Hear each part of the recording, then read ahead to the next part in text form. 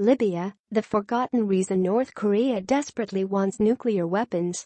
The United States and its allies continue to cajole and threaten North Korea to negotiate an agreement that would relinquish its growing nuclear and ballistic missile programs. The latest verbal prodding came from President Trump during his joint press conference with South Korean President Moon Jae-in.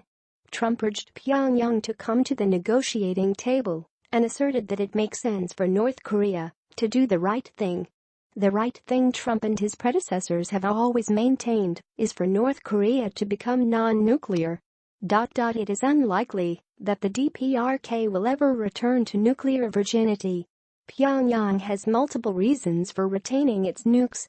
For a country with an economy roughly the size of Paraguay's, a bizarre political system that has no external appeal, and an increasingly antiquated conventional military force, a nuclear weapons capability is the sole factor that provides prestige and a seat at the table of international affairs. There is one other crucial reason for the DPRK's truculence, though. North Korean leaders simply do not trust the United States to honor any agreement that might be reached. Unfortunately, there are ample reasons for such distrust. North Korean leaders have witnessed how the United States treats non-nuclear adversaries such as Serbia and Iraq. But it was the US-led intervention in Libya in 2011 that underscored to Pyongyang why achieving and retaining a nuclear weapons capability might be the only reliable way to prevent a regime change war directed against the DPRK. Partially in response to Washington's war that ousted Iraqi dictator Saddam Hussein in the spring of 2003, ostensibly because of a threat posed by Baghdad's weapons of mass destruction, Libyan leader Muammar al-Gaddafi seemed to capitulate regarding such matters. He signed the Nuclear Non-Proliferation Treaty in December of that year and agreed to abandon his country's embryonic nuclear program. In exchange, the United States and its allies lifted economic sanctions and pledged that they no longer sought to isolate Libya. Gaddafi was welcomed back into the international community once he relinquished his nuclear ambitions. That reconciliation lasted less than a decade. When one of the periodic domestic revolts against Gaddafi's rule erupted again in 2011, Washington and its NATO partners argued that a humanitarian catastrophe was imminent despite meager evidence of that scenario, and initiated a military intervention. It soon became apparent that the official justification to protect innocent civilians was a cynical pretext and that another regime change war was underway.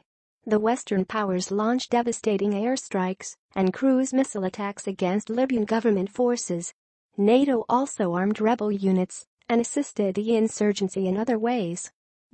Although all previous revolts had fizzled, extensive Western military involvement produced a very different result this time. The insurgents not only overthrew Gaddafi, they captured, tortured and executed him in an especially grisly fashion. Washington's response was astonishingly flippant. Secretary of State Hillary Clinton quipped, "We came, we saw, he died." The behavior of Washington and its allies in Libya certainly did not give any incentive to North Korea or other would-be nuclear powers to abandon such ambitions in exchange for U.S. paper promises for normal relations.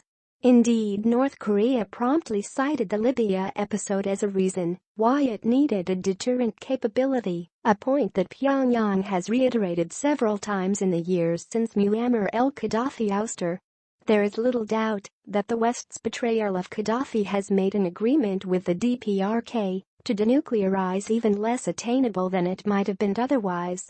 Even some U.S. officials concede that the Libya episode convinced North Korean leaders that nuclear weapons were necessary for regime survival. The foundation for successful diplomacy is a country's reputation for credibility and reliability. U.S. leaders fret that autocratic regimes, such as those in Iran and North Korea, might well violate agreements they sign.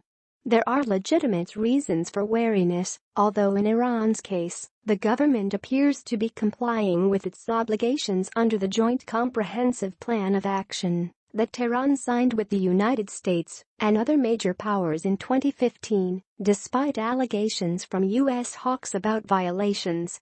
When it comes to problems with credibility, though, U.S. leaders also need to look in the mirror. Washington's conduct in Libya was a case of brazen duplicity. It is hardly a surprise if North Korea or other countries now regard the United States as an untrustworthy negotiating partner. Because of Pyongyang's other reasons for wanting a nuclear capability, a denuclearization accord was always a long shot. But U.S. actions in Libya reduced prospects to the vanishing point. American leaders have only themselves to blame for that situation.